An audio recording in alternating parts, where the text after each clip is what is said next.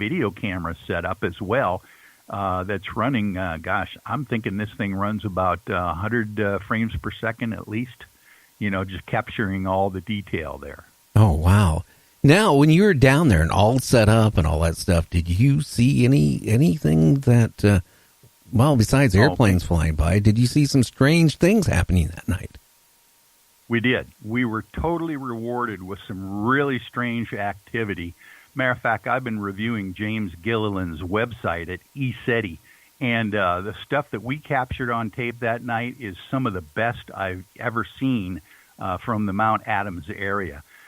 Initially, the first night that we were there on a Friday night, James comes over, James Gilliland, and shows us some really impressive Sasquatch footprints that were casted just the week before we got there. He says that many people in the group that were out there on his ranch that night cited a Sasquatch out in the Skywatch field at night, walking across the field. Seemed to be a juvenile, they said, because it was only about 7 feet tall or whatever. But they cast the footprint, and I'm thinking, this is fantastic. It was very defined. It had the mid-tarsal break in it and the whole thing. So I'm excited that something anomalous might happen while we are there. Then the main event for us at ESETI was we're all sitting there at about 9:30 in the evening. It's just getting dark, and we're all sitting out in our gravity chairs, lawn chairs, and we're setting up our gear and getting our binoculars out. And all of a sudden, off to the left horizon, Ray Leo, actually, our skeptic, cited this first, was an enormous, slow-moving bright light. Bright white light. Now, if you just looked at a very bright star in the night sky, is one thing, but this thing was probably about 20 times larger than the brightest star that you can see in the night sky. And it's coming along at a quite slow but steady pace in our direction. And of course, what we'll do, being careful, of course, that it's not a commercial aircraft or any kind of a plane, we will take our laser pointer and circle the area where this thing is appearing so people can draw their attention to it and put all their equipment on it. And Lee Strauss is all setting up to follow this thing. And all of a sudden, the thing starts flaring up, like James Gilliland talks about, these giant flare-ups that he records on some of the activity that comes by Mount Adams. Now, this was like 3 or 4 flare-ups that were quite impressive. Now, the flare-ups, what is, explain to the audience what the flare-up looked like. Well, it looks as if you're watching a bright light going across the sky, probably about 45-degree angle, by the way, from us at that point. And then all of a sudden, out of the blue, with no warning, the thing just flares up into a much brighter, maybe even 20 times as bright and as large as what it initially is when it's going across the sky. There was no sound at all. By the way, this object was below the cloud level at that point, which we estimated at about 2,000 feet. So this is quite a low-flying object. We even have our, apps and different gear that will tell us whether it's the ISS space station, whether it's, some kind of space debris or satellite that goes by. So we kind of ruled out all of those at that point, and obviously this thing was much lower than any kind of Earth orbit satellite. So the flare-ups were just amazing. And it didn't have it didn't have any lights on it like an airplane does, the flashing, it, nothing like that. Exactly. Yeah. Oh, yeah. We're very, very trained to find. And sometimes, if it, for instance, is a large airline or something coming right at you with their large lights coming at you, you might not even see their navigation lights blinking. So we kind of make sure that we test that out. And, of course, we've got our binoculars and telescopes and the other equipment and the monitors on the cameras. So we're really scrutinizing this thing as it comes by. And it was just not any commercial or any kind of aircraft that we could think of, not even a helicopter. It was no sound at all.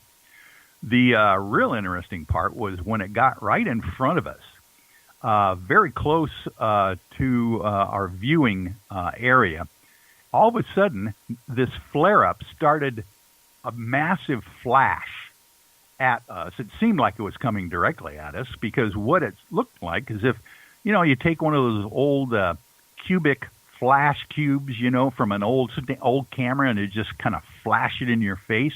Oh yeah. It was as if there was like these immediate halos that just flashed right at us.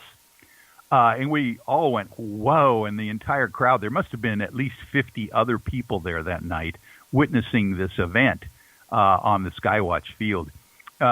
This thing did that flash, multi-flash, probably 3 or 4 times throughout the trajectories that went by, and Lee Strauss got it all on tape.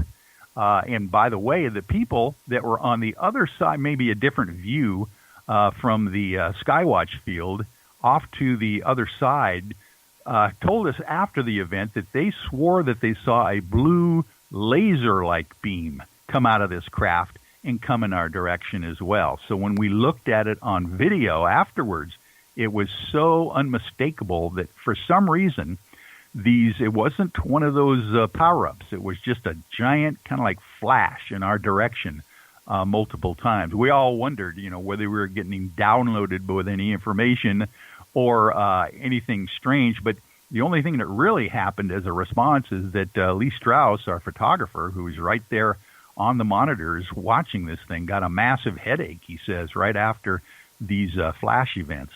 That was the first thing that happened at ECETI Ranch. I wonder if they were scanning you guys, if they were seeing that blue, like laser light come out and the pulses and all that stuff. I wonder if they were scanning you people. That's exactly what I was wondering as well. There's got to be it's not a helicopter. We've ruled that out. It's not an airplane, and I've never seen an airplane do that anyway. There's got to be a reason why whatever that thing was so interested in us to kind of get our attention with the flare-ups, I believe, and then whack us with this massive blue laser-like light in our direction. It was very interesting. Well, if it was a helicopter, Michael, you would have heard it up around in that area. It would have echoed and everything. There's no way a helicopter would be silent. So you can rule that out right away. And if it was an airplane flying low, again, in that area, you would hear it. Isn't there, if I remember right, a lake right by there too? Yeah, actually on the north side of Mount Adams is Takalak Lake. And actually, that's where we went next. After we were there at Mount Adams on the south side, we decided to break up into 3 different contingents of the UFO I-Team because we were there with Ambition Pictures, a film company, filming the actual investigations that we were doing. So one of the groups went to the top of the mountain. Lee Strauss took all of his camera gear, and with Philip Wade and Daniel, their photographer, and actually scaled to the top of the mountain. Oh, wow. Another group went out squatching on the northwest side of the mountain into habitat wilderness that our experts out there have told us are there's so much Sasquatch sign and habitat that they had to, investigate that. And then some of us went to Takalak Lake on the north side of the mountain and set up camp there and did some more paranormal research in that area as well. And that's where I think probably some of the interesting missing time things happened and possibly even more Bigfoot activity. Now, while you were there, did you hear any like trees being slammed on or anything like that? Reportedly that Bigfoot, like slamming trees, knocking on the trees. Did you hear any tree knock?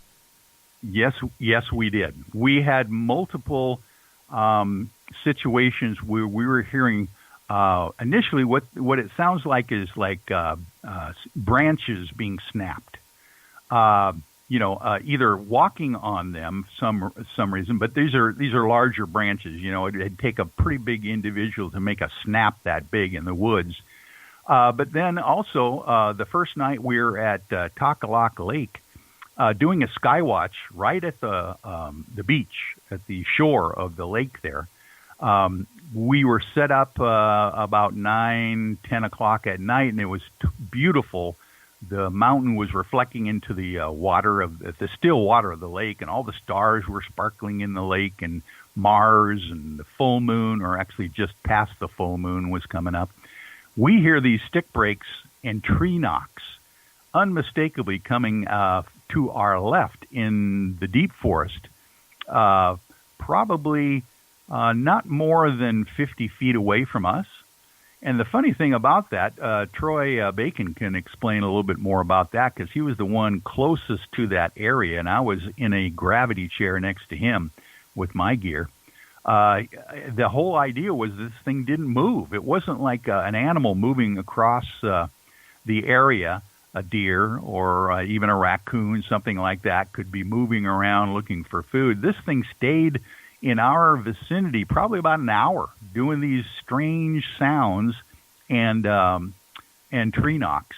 Well, probably so that got our suspicions up. No, it was probably trying to tell you to leave. You're in this territory, and it's probably curious and watching you guys, figuring out what you guys were doing. I think you hit the nail on the head there, Gary, because I'll tell you what, if that thing wanted to scare us, there's a lot more things that it could have done, howls, grunts, false charges and all that kind of stuff. And it was just one of those things that kind of let us realize there was something there. But I got the feeling that they were, or whoever it was just very curious what the heck we were doing. Maybe they even saw all of our gear that we were set up and was fascinated with that. And of course, we're talking about, our adventures at ECETI Ranch the night before and what we were doing that night as well. And the fact that our intrepid crew was climbing the mountain that very night to get to the top. So we are looking for their camping lights and their indication that they've made it to the top as well. So it would have been a very interesting thing for a Squatch to run across in the middle of the night. Oh, yeah. It would be scary, actually. How many of you guys were out there sleeping in a conventional tent versus being in a camper or something like that? Well, we had Troy was in his own tent. We had Dan Weiss, the producer of Ambition Pictures, and his son Josh, another cameraman, were in their cars. We had Scotty, our ex-Boeing engineer, was in his own vehicle. I was fortunate enough to be able to sleep in Kevin Beagle's pop-up trailer, so I was able to hook up my CPAP machine.